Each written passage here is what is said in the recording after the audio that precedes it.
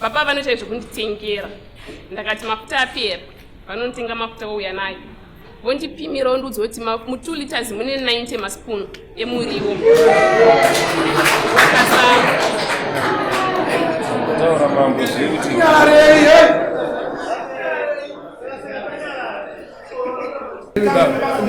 aiwa kaikona kuti mire ndakubvunza ndoda kuti tindwitsisi nokuti amai vataura kuti mafuta munoti shandisa teaspoon kana kuti tablespoon ndozvinoitwa here kana mukadzi achibika kuti unomuti isa zvakati kureva kuti panenge pane zikonzero baba wangu. Taurei zikonzero zvacho. Mukadzi uyu paakabva kuno kwaChakonda akaita urwere wekensa, uye urwere wekensa wemuchibereko haudi mafuta akawanda kuti akwanise kuita mafuta akawanda. Saka kana tichikukura mumafoni tinoona zinokwanisa kuti zitibasire.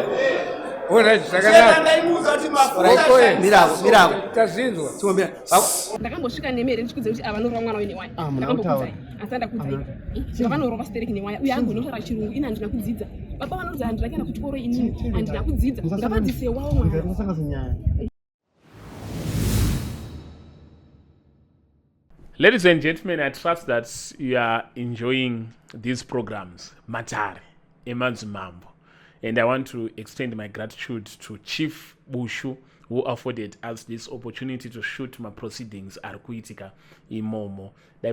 Chief, we wouldn't be doing this. And also we want to thank those who are our partners, particularly those who advertise with us, to achieve what we are showing you today. The quality of everything that you are seeing is because they are people who are supporting us. And one of them is Lighton Fencing, Fix and Supply.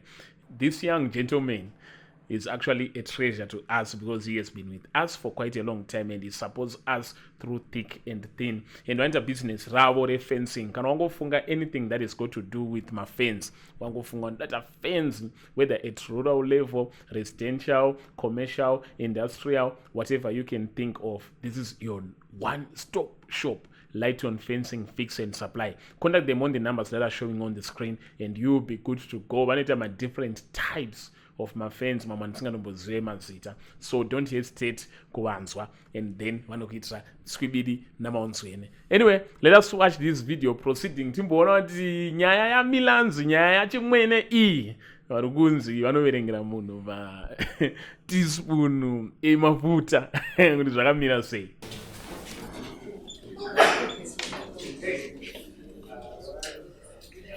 Save yakaromba ari peri. Save yakaromba. Save yakaromba uya here. Akarombo we.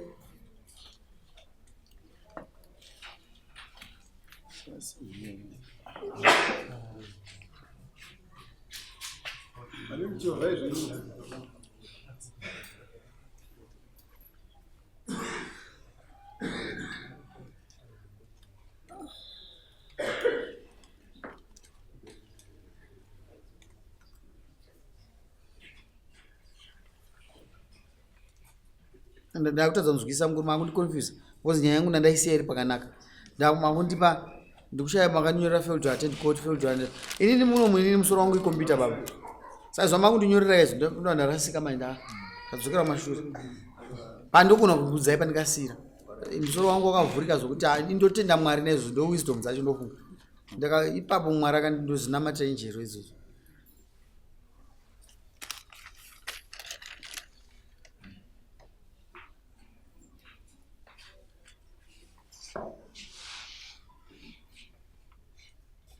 Usinyowani here. Takambozverenga. Ha? Ichuwa. Andakamangarira. Mamangarira nekuti Wesley. Anani? Nakarombo. Ndikuzviziva ndoti ndonyaya yemudare. Saka ndakurasika manje kuti takuenda kupi? Apa ndichiya. Sorry.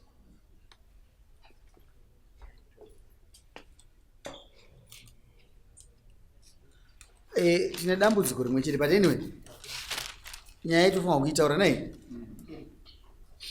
zvimwe zvese zikazviverenga izvo zvakangofanana wazona kunyora patsva iri razonyorwa patsva ndakazoita book out. All right, it's all right.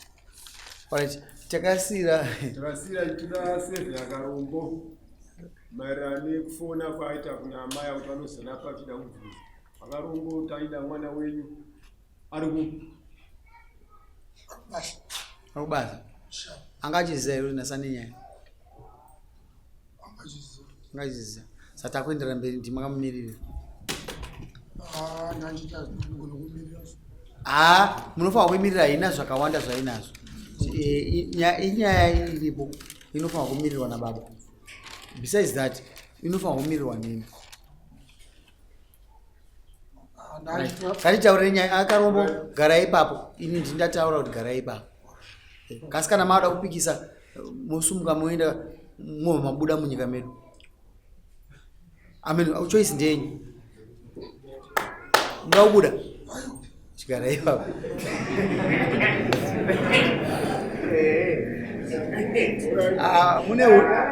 mune uchi nemukaka kawo right. Asi mukuru nyaya enda kudaidzirai ndeyekuti muteerere nyaya iri panapa. Maonero andaita nyaya inyaya enda kugadzika ndeye vanhu vairi ndichazopa conclusion takafamba nayo tese vachandibatsira but ndeye vanhu vairi handi mberi. Mukuru wangu takasira pakuti mukadzi muti mabata chikomba ndizvozvo handi mberi pamusoro idai takabata chikomba Sevia Karombo mushure mokuti akutaura nemudzimai wangu Dorcas Makuni. Iye Dorcas akasenda message kuna Karombo ndekumbira bebe kozi dzakawandisa I think ndore basi mudarine aiwa mushure mokuti Dorcas akasenda message kuna Sevia Karombo nyaya zakanaka here musi wa 4 January 11 gore rino Karombo akazopindura message akati zakanaka amai vedu muri sei kuri sei. Musi wa 7 January 6 o'clock manheru gore rino mudzimai akasenda message kune chikomba Sevia Karombo achiti uya undione. Akasenda message ndiye mukazi Gareso achiti uya undione achisendera chikomba Sevia Karombo chikomba panemi but pa message ava si chikomba. Alright, tinokuti fambe tese taada kupedzisa tisakatadza baba atenda kubaba fona ndanga ndiri pabike ndekupindura kwakaita Sevia Karombo. Sevia akaenderera mberi mameseji musi wa 15 January 6 gore rino akati maswera sei. Sevia akaenderera mberi nemameseji musi wa 26 January 9 manheru gore rino akati boyere.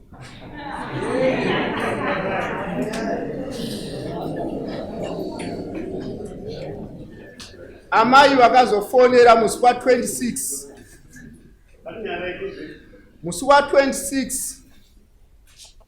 amai vakazofonera Sevia Karombo ziri 9 January gore rino. Musi wa 28 amai ivo vaye vakazofonera futi Sevia ziri 13 minutes to 12 masikati January gore rino. Sevia akazoita ake makozi musi wa 22 January 8 minutes to 9 gore rino. Musi wa 26 January 2 gore rino Sevia akazosenda futi akazofonera kune madzimai Dorcas Makuni. Alright, mazvita mukuru mukadzi wenyimba akabva kwamuri mamaramba naye tanga tisina mamusina kasi maizoti akaigara kupi kwaigara ndanga ndisingazivi saka ndakazotsvaga kusvika ndazomuwana saka kutaura kuti makabva musingawirirani ndizvozvo kumba takabva tisingawirirani apa vaizogara kunoko kuno kunani wake kunoko ari kuti iye kuna sekuru wake imimi mamusingazivi ndokwaari nakasingazive kwayo. Abva kuno makazoziva kuti basa ranga kuti arangarirei. Abva kuno. Abva kumba kwenyu. Akazokudza here basa ranga achiita kuno.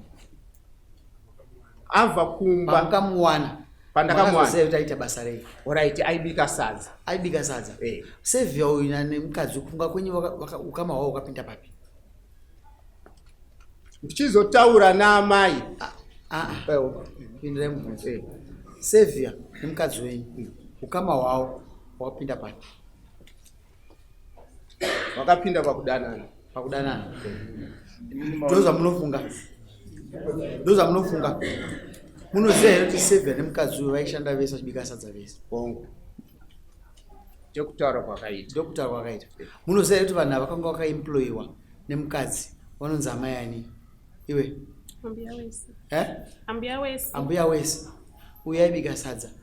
Saviour aita basa rokuenda kutsvaga muriwo munharaunda. Munozviziva?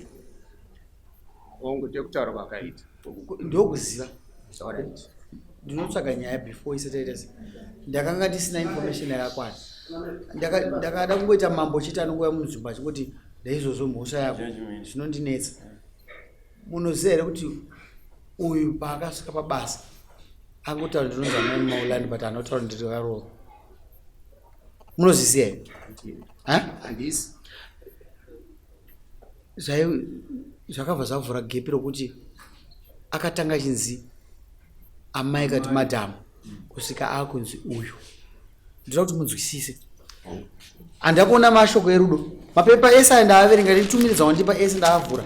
Handamboona pakanzi switi hati. Handina kuona pakanzi ameno mazwi emarudo. Handina kuaona. Ndoda kuti nditsanangure ukama hwomwana uyu na Saviour. But now, kwandiri inini murume wamai Maulani Saviour chikomba nokuti mabviri akaita mukadzi wangu anenge asina kuchena. Abva ako wakaona murume asina shanje anenge achirwara kana mukadzi asina shanje anenge achirwara. Ndoda kutenda murume kuti une rudo mauri rwokubata mameseji. Handikufungidzira kuti murume uyu ane kakushusha kaanako ari kuseri.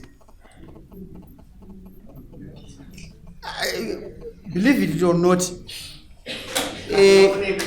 akaoneke, but wakaona munhu is too calculative. Munhu anojota down everything. And ndiri kufungidzira kuti ndimwe page inotaura zvebonde futi kumba. That's my thinking. Was audi kugumburwa. Ndopanda tatoona face yako kana kuti nepa wajota ndakati ene handizivi kuti ndakapedza kunyora rini zvinoitika pakati pangu nemadzimai. But ndiri kutenda kuti unazo. Mudzimai wako paakaya kuno kaibika sadza. Asi akanga akuda kupinda murudo. Izvo handizvirambi. Because message kana yakuti akabva kunzi madam imi akuzonzi zviri sei foni yako yekuramba ndiri pamotorbike. So that means karespect kakanga kabviswa. But haana kutaura kuti akarorwa. Wakanga wataura here? Sei wakanga usina kutaura? Because iwo ndikuona Saviour asingabhadhari but achiri iye anobhadhara murume wake. Ameno ukuona kwangu ini. But anobhadharirei? Tofanira kutongoumba imba iyi kana mukadzi adzokera kumba ita sei? Adzokere. Handakuona rudo apa mwana wamai.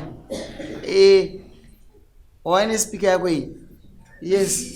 But pane zvimwe ndira kumuudza nekuti haana umwe mambo waachawana. Anogara muwadzanai ndini ndega ndiripo. Ndina atete vake kunyepera. Ndiri kufungidzira kuti pane zvimwe zvinoita kuti mukadzi asadzoke kumba like this. Haadzoke. Anoti mangwana ndakazoita zvimwe zviri wese nondishambadza zvingani. I'm just helping you as an individual and others ari kumashure kwavanogona kuzviita zvichaita murume. Ngatitaure Karombo ndakudaidzira panapa nokuti ndasingazoti Saviour ndiani. Kasi ndizvira kuti Karombo ndakabva ndafunga kuti ndiwe ndaida kubata iwewe. Kasi ndichienda go through zvese ndashamisika. Ameno judgment yangu iri wrong. Ichi chikombere icho Saviour. Anga asati wabata chikombo. Akakurumidza murume. Akakurumbidza akamhanya. Nditenderei dare rine rinderenyu. Ari kumashure kwaanda kusumudza ruoko. Saviour chikomba here.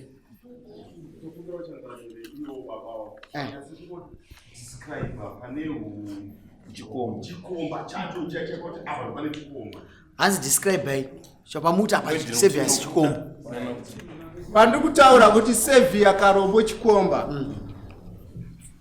ndamufonera Saviour Karombo akanditi andigare kwaChakonda ndogara kwaMureva ndataura naSaviour Karombo akanditi ndogara kwaMusiwa ndataura naSaviour Karombo akanditi wrong number yari kushanda naye ndibvunze kuti dai ndirini sei ndakupa answer pana ndarealize kuti munhu ane mukadzi ane murume andibvume kutora izvi ndoida kuzoti mukadzi wangu achitaura naye ndakuita zvimwe zvinhu ane murume wake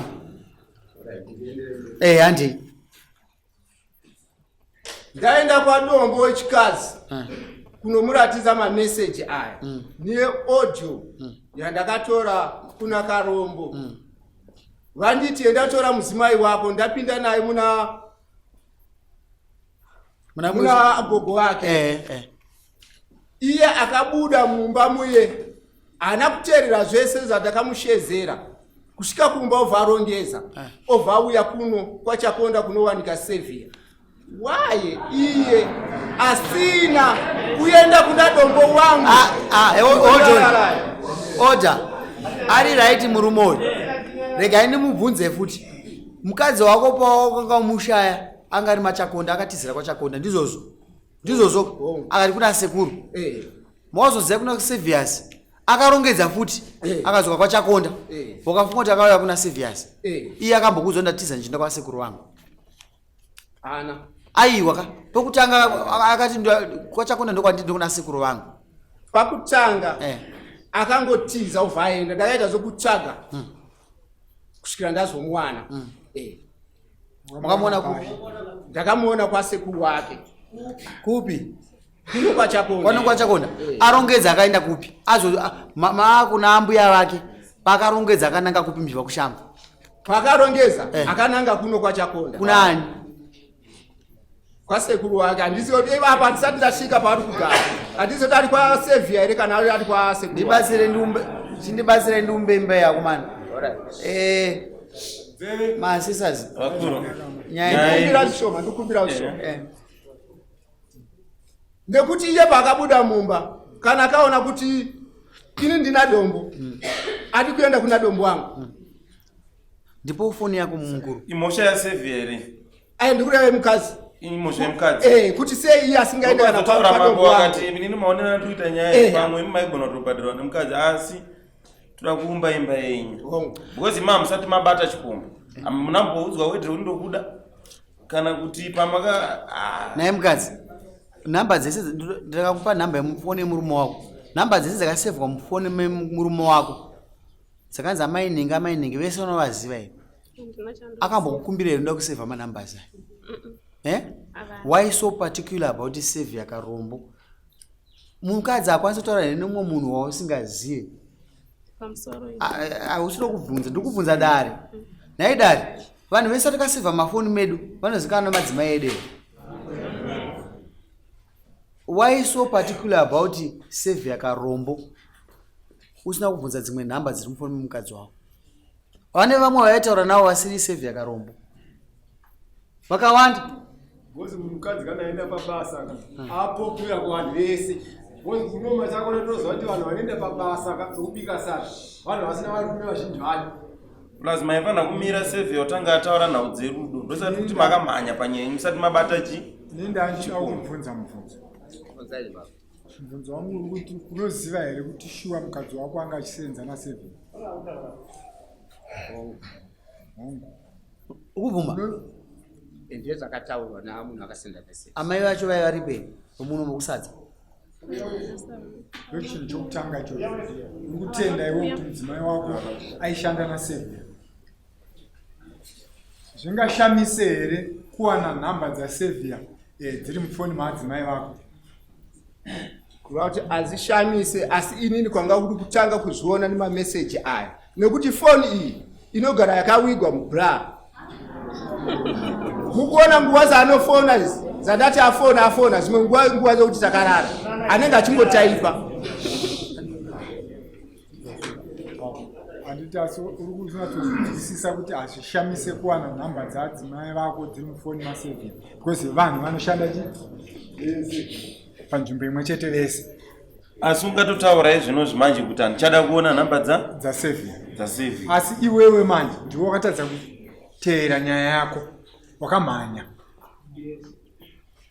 Dai usina kumhanya. Atemu, kunzai vakuru ava kuti vari kutaura kuti pairongedza pesa aenda kumba kwasekuru vake handini. Imini pamakanzwa kuti munhu uyu anoenda kumba kwasekuru vake, pano pamakamboteerera here kuti munhu chichokwadi here kuti mukadzi wangu uyu ari kumba kwasekuru. Ndikubvunza imimi. Kange mapindura ndoda kupindura bvunzo. Andina nekuti kurongedza kwake achibuda pamba. Chibai mamira. Pamangoti hamuna chete. Zvavhura vapfungwa dzokuti muri romwe. Mutori romwe ipapo. Mungadai makateerera. Makasvika pamba pasekuru mukaona uyu asipo. Maizobvunza sekuru kuti mudzimai wangu akati ndiri kuenda kwasekuru akarongedza ari kupi? Sekuru wako vaigona kuzokutaurira kuti ari kwakati, kana kuti friend yakutaurira kuti ari kumba kwasevhia. Maisvika manje kugogogogogo pamba pasevhia. Sevhia ovhura moti ningari imi ona futi adzimai pamwe ari kusuka mapureti ipapo. Mavabvunza kuti pano pamuri kusuka mapureti pamba pani, muri kuitei? Ndopamba pasevhia. Alright, ndabata sevhia chikomba changu nokuti ari kusuka panapa. Kana kuti mai vaona vari mumba manje ndo inonzi exhibit. Izvi zvamukutaura zvokuti January chakati hapana nyaya. Nawo shama lakubvunza wani iwewe unombosvika here paipika sadzoka kubvunza zvakanaka ndanokuti unoshuva kuti mukadzi wangu ana sevhia pano pabasa pana muri dzobasa pambosvika here kumubvunza kuti adzimai yangu ari pana uda kubvunza anonzi sevhia munomuzivo here iwewe? Hongu ndakasvika vakati kudii ndivakatodirekta hongu anowanika pano kati inonire hapo. Saka enda achifunza kuti tofanira kudzokera papfungwa dzokuti iwewe kuti uonese kuti uchiri kuda mudzimai yenyu. Alright, ndisati ndasvika ipapo ndaikumbira kutaura. Mushure mushure mokuti mudzimai abuda pamba akaenda kwasekuru, asekuru havana kundiinfoma inini kuti mudzimai wako ari kuno. Asekuru chimbawamira ipapo. Alright. Adzimai vako vabva kumba kwavo vachiti ndikuenda kwasekuru. Anotsvaga kuti mudzimai wako asvika kwasekuru ndiani? Ini ndinotsvagawo. Wakatsvaga here? Ndakatsvaga, that's why ndakavawana. Aiwa, ndanzwa uchiti iwewe asekuru unenge uda kupa asekuru mhosva yekuti asekuru vaifanira kuzokutsvaga iwewe kuti adzimai vako vasvika kumba kwangu. Iwe ndiwe unotumira munhu wako ndiwe unofanira kutsvaga kuti asekuru munhu wangu asvika here. Wezi asekuru haunonge wafonera kuti mudzimai wangu ari kuya ikoko. Munhu angouya asekuru vasingazivi. Angane nguva yakadii aenda mukadzi? Kusvikana nhasi asati aziva kurungara mukadzi wake. Musi wa 21 February. 21 February. Pari kugara usupazia. Ani supazia. Kasi yeti ndobata chikomba mudare. Aruda kubata chikomba. Pari kugara mukadzi wake asupazia. Ndozvatamubvunza muri panze. Kuti ndopasekuru here kana kuti hapasi pasekuru. Boza angono hando nechikomba. Achitogara nacho. Chisiri sevhia. Achitogara nacho chichobuda machini. Uyu akashingirira sevhia ari kushanda mufana yaitocheka mbudzi pauro achitovhiya mbudzi. Asingazvizivi muno mumachakonda vashoma ndofunga. Saka taada kuti mubatsirane mukadzi uchikumuda. Kazi unomuda. Unomuda? Iwe murume uchikumuda? Pamusoro edadi. Handisa kurambanisai kana pane zvakagadzirwa zvo. Mundipongo yekunditsanangura. Kurarama kwangu nababa vakagara. Kwidza izwi vanhu vada kunzwa. Inini ndofunga ndakakwanisa 10 years musi wa5 January tichigara nababa. Inini ndabereka vana 5 nababa. 3 vakafa, 2 varipo. 2 vanga vari matwins, 1 anga ari ega. Inini kugara kwandita nababa.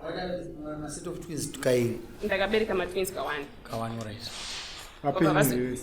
Ndakavabereka nema 7 months. ndikubva pasoshari. Baba vandinogara navo handizive mari yavo painogara. Handina musi wandakambopuwa mari yekunzi mbochengeta mari saamai vari pamba. Baba vanoita zvokunditengera. Ndakati mafuta apera, vanotenga mafuta vouya nayo. Vondipimira vondiudza kuti mu2 liters mune 90 maspoon emuriwo.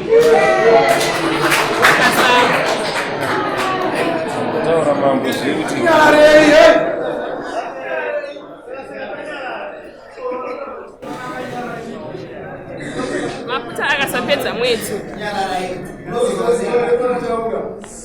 Mafuta akasapedza mwedzi. Make sure kuti kana ndamashandisa 15 days, dzasava 15 days ndichabika mwero usina mafuta. Madomasi akapera ndo vanotenga vouya nayo. Sauti ukanonoka kutaura kuti sauti yapera. Ndeiro unodya mwero usina sauti. Kana vazobva kubasa vondiuzira sauti.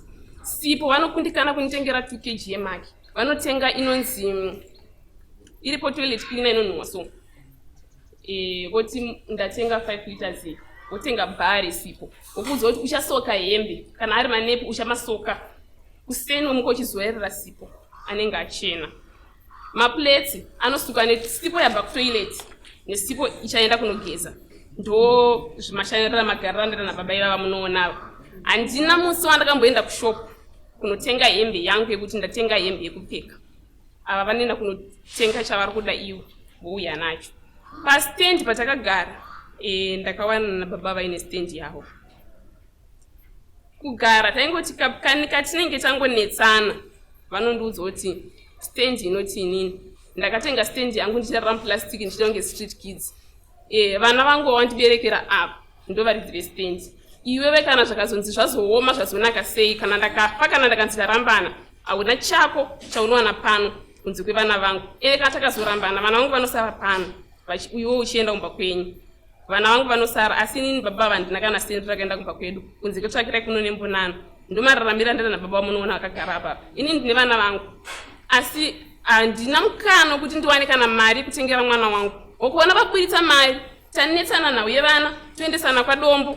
Wosvika kwadombo kuya wobva wanoti alright ndazvinzwa musi woyo kana iri $10 unoipiwa $10 yebvonzi chiendesera vana vako. Even ndakada kuenda kuMalawi kune stand iriko yakatengwa. Mari yakashandwa kubva kuno takaenda kuMalawi vakatenga stand. Asi nini stand yakanotengwa ndiripa handina kuudzwa kunzi ndatenga stand. Vakatenga stand nehama dzavo. Ndakazoita zvokunzi hande unoona mari yandakauya nayo yaiya. Ndakatenga stand. Stand yo ine dzimba dzitori nemaloja asi handina kana any cent randinowana vanenge vachiti ndakatengera hama dzangu. So ini ndinongogara ndakaita sahousemaid handina kana cent randinowana. Amai mataura tazviregai timbovabvunza kuti zviri kutaurwa naamai ava ndizvo here kuti ndimunotenga zvokumba zvokukicheni. Hatiteererei kuru kana panhau yesefia Mbunza usamapo. Ndabvunza kaini kuti zvokutenga zvogrocery zvataurwa naamai avo ndo zvamunoita here? Hazvisi. Munoita sei? Zvavataura nema. Munoita sei? Ndinotenga zvinhu in bulk kawani grocery re3 months kana 6 months kana grocery regore kawani. Alright, kokana vakubika muriwo. Vakubika kumuriwo ndiwo vanenge vari kukitchen ndongowauza kuti shandisai zvinhu zvine economy nekuti mafuta. Chimboteerera baba ndikuda mundizwisise. Chimboteererai. Mukazi uyu akumani atiterereka mutenga grocery regore baba. Chimboteererai baba. Aiwa kai kune kuti mire ndakubvunza ndida kuti tindwisise nokuti amai vataura kuti mafuta munoti shandisa teaspoon kana kuti tablespoon ndozvinoitwa here kana mukadzi achibika kuti unomuti isa zvakati. Kureva kuti panenge pane zikonzero baba wangu. Taurei zikonzero zvacho. Mukazi uyu pakabva kuno kwaChakonda akaita urwere wekensa. Uye urwere wekensa wemuchibereko haudi mafuta akawanda kuti akwanise kuita mafuta akawanda. Saka kana tichikukura mumafoni tinoona zvinokwanisa kuti zitibasire. Ora Chakanga imuza kuti mafuta. Mirako. Tazinzwa. Timombira. Mapurisa. Tazinzwa. Ndikumbira mupurisa vanhu vesa. Vanozopinda nemakezi zavo. Andine matadza kunyarara kuti nyararai matadza kunyarara.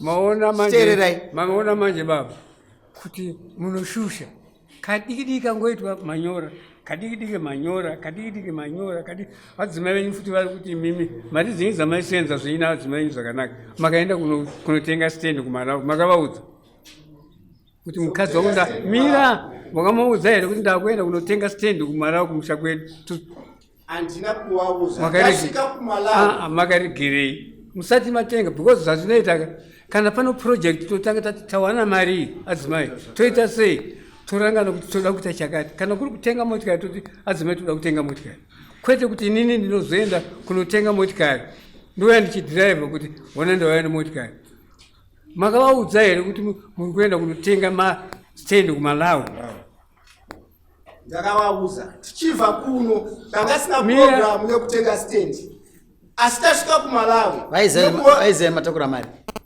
aiziva tasvika kumalawi obva taona kuti nzvimbo mari yatatakura inokwanisa kuti seva isusu nikuitira bhajeti vanhu vari kumalawi for 3 months tichidzoka kunoko mari ichasara ndepandakavauza kuti madzimai mari iyi iri kusara ngatitengei musha kuitira kuti vabereki ava havana baba murume wakafa amai baba vangu vakafa saka maiza vari vega vanokwanisa kuwana sendi kubva pastendi iyo obva tazoenda maigadzirira amai venyu kuti vaone kuti unovabatsira amai venyu amai vangu ko pastendi nyiri kunoko yakavakwa yekunoko ndakaitenga ndiri vega ndisina yakavakwa here yakavakwa haina kupera sa uyu mudzimai wako uyu ari pere panyaya yestand iyo iri kunoko aya akasvika hapo ndiyako wega aiwa kana tiri tese kwedu ndiyedu tese nekuti kana iye ari pamba ndiyake nekuti anorarama ipapo munonzwa tikupedzisa kana muchitaura vanhu tinenge takateerera adzimai vako vataura kuti vati stendi ndoyangu nevana vangu kana iwo ukangaonekana ndikafa hapana chaunowana pano wazvinzwa wachitaura hauna kuvanzwa wachitaura kudataura nema asiwo ndoutaura chokwadi chedu alright stendi mukadzi yakakuona unayo handiti makazotanga kuvaka maamesa ndi panga pakatovakwa togara ipapo takasina kupedza kasi makazopedzisa maamesa haisati yapera but tikufamba tichivaka usaexclude munhu teerera zvandikutaura kana zvisirizvo hazvisirizvo akakuwana une stendi yako yakavakwa kusvika payakanga yakasvika iye abva azouya pamashanga tenga kuvaka futi muri mese so haasi mumwe wako here umwe wangu sokuti anoti chinhu ichi ndechedu tese ndizvozvo saka mukadzi wako kwa ndizvozvo amai muri muikapustendi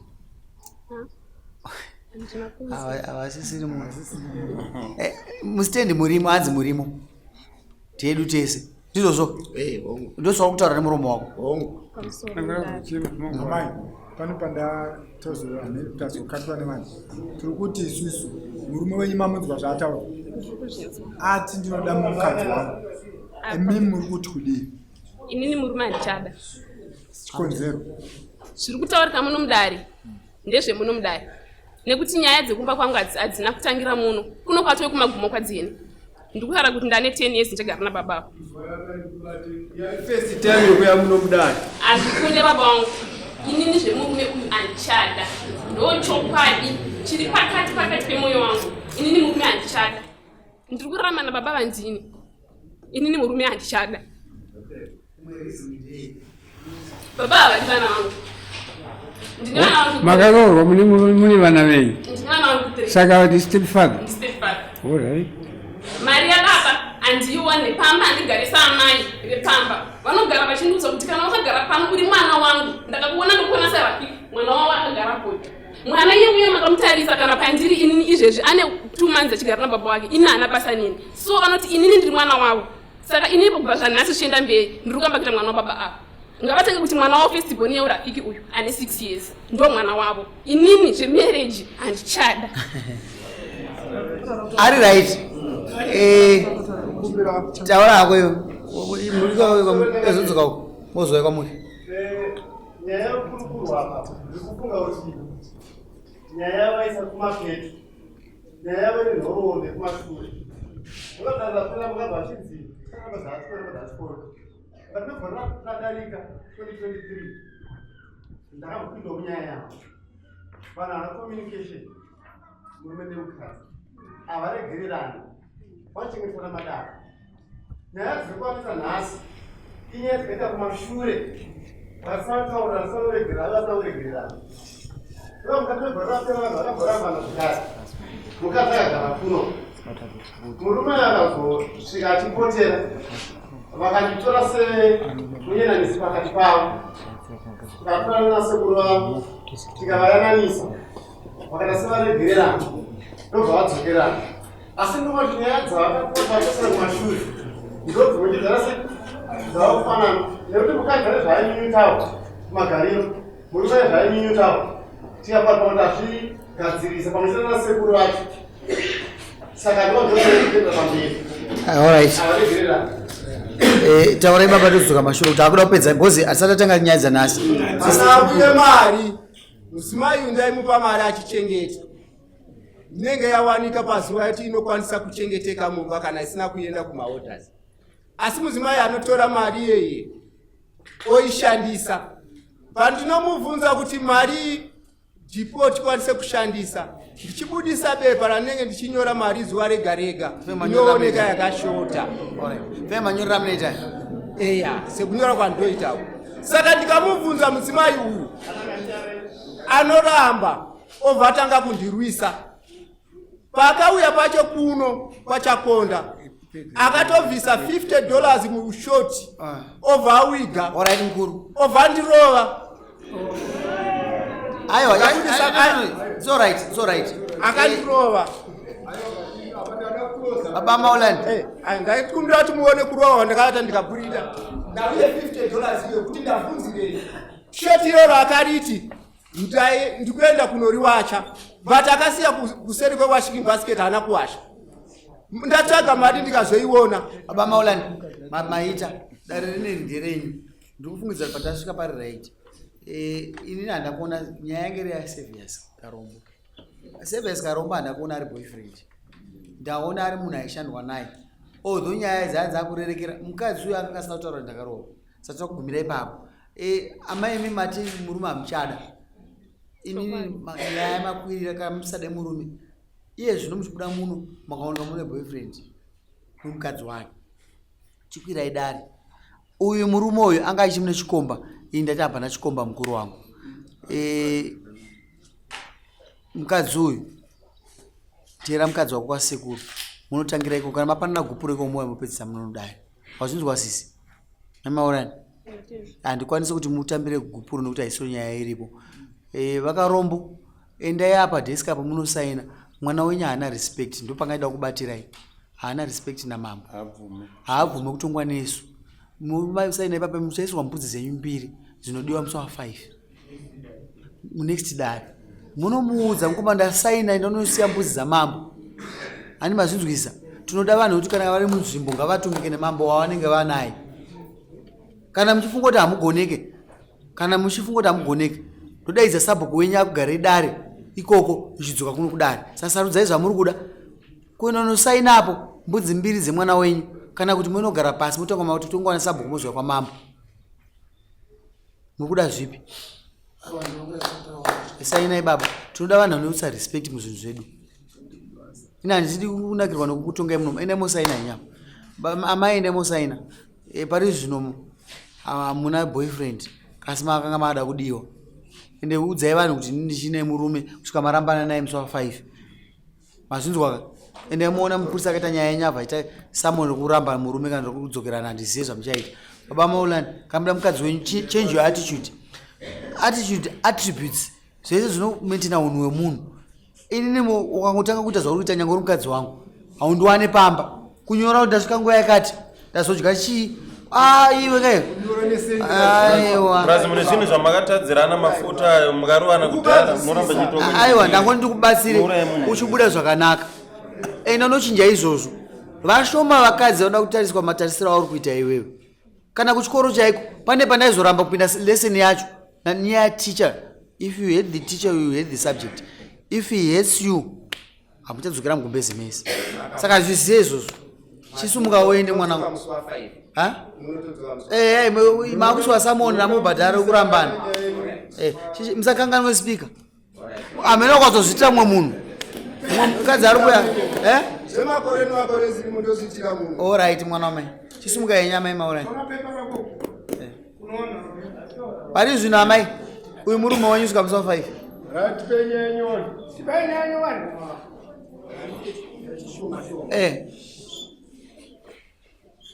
Amai ava vakaenda nemwana. Mwana enda imuticha. Saka kumudzidzisa kwandaita mwana. Ai custody. Wona Toshiba. Nachikove ende panzi mutaurira nanyaya custody mwana. Mungati mwana uyu nechekare takatoabhiyusa mwana zvisingaiti. Mwana nechekare mwana uyu takatomaabhiyusa. Anditi kuvepo kwemwana uyu akuita sauti ana baba takatoabhiyusa. Kupinda kuti mwana mudaro umu is very abuse hombe. Afana ngari umu. Achizwa mashoko wapi? Zvese izvi tikuabhiyusa mwana. Zvakuti ini ngati tiri kuofisi kwangu chaizai. Kuofisi kwangu ndikutonza kutorwadziwa.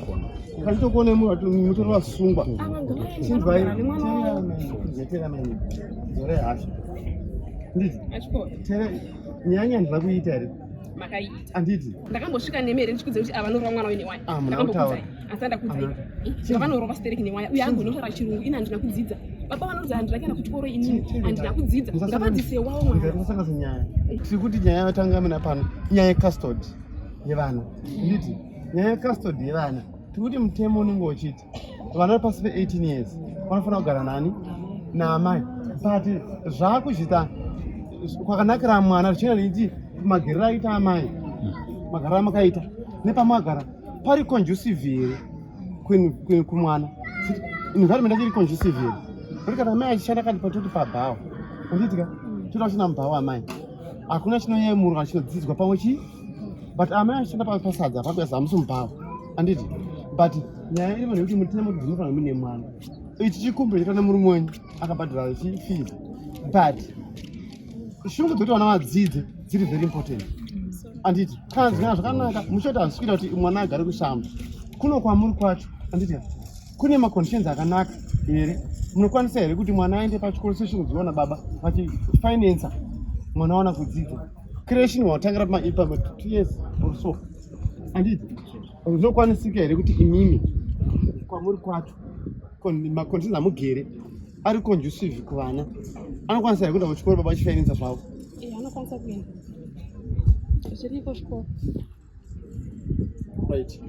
Papa mabhadhara mari izvi. Saka baba mheti mari izvi nemabhadhara mari inokwanisa kurifandika here kana kuti ndokuti nyaya isusu mabhati kuna kuipedza. Kana matadza kuwirirana inenge yakutoda civil court. Makunopa mareasons enyu court ichipa mareasons ayo nemutemo kuti mutemo kana mwana pasi pe 18 afanira kugara naamai. Imi kama mukumbira custody muchiapply for custody munopa mareasons amuri kupa anogutsa mutongi kuti haazvishuwa mareasons aya anokudza kuti mwana wayo ane 3 years timise mumaoko mani. But ndikuti pakupedzisira musaabuse vana nemararamiro enyu nematauriro enyu kuti vana vanoda rudo rwaamai nababa pamwe chete. Ende nyaya yenyu chaiyo apapa chaiyo zinoramba nina vanhu aipo. But nyaya iripo ndeyekuti ikuda counseling saamai nababa mudzidze kuregererana mudzidze kudzidzisa. Yakatadza kutokanseleka zvakatopfuura. Ndaneta kuenda mudzimba dzevanhu. Ndaneta kuenda mudzimba dzevanhu. Saka ndinofunga kuti pana papa zvatokwana shungu dzenyu dzamamadzikumbira mwana amai varamba nditika yatikotwavamanikidza. Asi kana ndoda kupfuurira pamberi nema kuenda pacivil court muna apply for custody ikokoko vana maprocess avanototi kana mutonga agutsikana kuti mupuhwe mwana vanenge vachiudzwa kunzi amai mwana takumutamusa kune murume nezvikonzero 1-2 zvagutsa dare nesocial warfare. Aya ndatenda zvangu panawe mwana uyu ndichaita kuti ndienderere mberi nekuti ava basa ravanoita vanobva kumba na5 vodzoka na10 mwana havasi kumuona. Asi inini mwana ndikagara naye ndobuda pamba na6 o'clock mwana 7 o'clock achienda pachikoro. Chikoro chamutora mwana 4 o'clock chichimuudza pandiri. House girl achauya kutora vana avo vese vari treat. Izvozvo munoisa paapplication yenyu yecustody. Chaita sekudaro. Saka paapplication yenyu hazvingoperera ipapo. Vekusocial department vanozoita assessment. Nditi ata mahome visits voasesa panogara amai, voasesa panoshandira amai, voasesa kubasa kwenyu, voasesa magariro enyu, vozokwanisa kuva neconclusion kuti mwana akuchizogara sei. But ndinoda kukumbira pamuri kubva panapa, whenever mitaura nyaya dzenyu musadzitaure pamberi pevana. Whenever mada kutaura nyaya dzenyu zviri nani mutora mende pasango apa munotaurirana. Asi uyu takatopesana kare. Uyu akatoudzwa. Zvinogadzirika. Ende kana ndakazogara nemwana uyu ini handisina vake. Vakangoita chamutsvagira mai vakaenda kuchikoro. Vakadzidza. Sezvakaita baba vacho. Muri kutotaura mwana aripo itora abuse. Nditokutsurai hazvina kunaka. Zvamutokumbura mwana aripo zvitori wrong. Saka tiri kuti zvatsarangu enda mufunge but ndiri kufunga kuti gogo anditika kunokuti garai nawo futi pasi. Anditika garai nawo pasi. Ndada kumbura bvunza kuti iwo havakwanisi here kuti pavanouya kudare vosiya mwana wakuna munhu anokona kusarawo nemwana here pavanoiwa kudare? Because mwana uyu akwanisi kumusiya nemunhu nekuti kumba kwacho ndiri kwani izvozvi. Because izvezvi zvakafanana nekuti moita tsiva moti mwana uyu tichiita tsiva ini namai vako. Saka ini handikwanisi kumusiya nekuti hapana kumusiyira. Alright. So next time, like next week pamuchadzoka tichakumbira mwana hafona ngari mukati. Ari mudare. Afana kusara panze apa. Nditika nyaya yapera mobuda mutora mwana. Modi arege kuramba achinzwa nyaya dzamai nababa. Nekuti life ichiri kuendera pamberi. Mangwana pamuchadzokerana afane kuona amai vakaipa, afane kuona baba vakaipa, afane kuona baba sababa amai samai. Both handiri kuziva nyaya idzi dzinodarika idzi. After 2-3 days to come madzokerana ko mwana achazodii relationship mauraya. Asi ndizvo. Saka ndaida kukumbira kuti pamuri kufunga kudzoka next week musi wa5 anditika musatimira decision yenyu, fungai zvakanaka. Imi murana navo right muzukuru mimi musisi musawira ndikuda kukumbira kuti ngatibatsirane kugara pasine mhuri.